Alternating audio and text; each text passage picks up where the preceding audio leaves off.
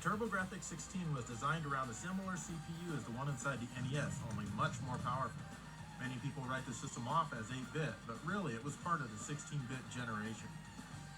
It played games on credit card-sized Hue cards, which were called turbo chips in the US, but I'll always prefer calling them Hue cards. The biggest Hue card game was Street Fighter II Champion Edition, which came with 20 mega power, but unfortunately was never released in the US. Speaking of Japanese games, you'll need a converter like this one to play them on your US system, or you'll need to get your system modified. Unfortunately, the converters are not cheap these days. That's why many people buy Japanese systems like the Turbografx, as they are very easy and cheap to obtain and support with games. The Turbo was also the first home video game console to have a CD-ROM add-on, and it was quite ahead of its time for the day. It attached to the system from behind and also offered composite video outputs and direct stereo audio out.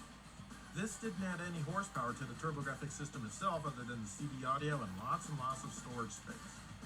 In Japan, most games ended up being released on CD, and you'll also find some of the best games on CD in the US as well.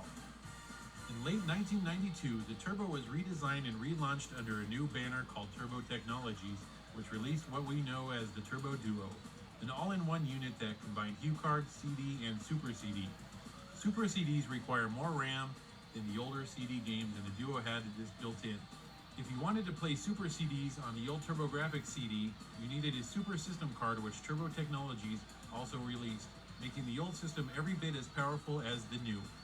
The Duo is probably the best way to get into Turbografx games, as you won't need to hunt down appropriate system cards to play most games. Japanese Duos tend to be a bit cheaper, and unlike the Hue cards, CD games have no region protection. Japanese games are also a bit cheaper, so you might as well buy lots of Japanese Hue card games as well.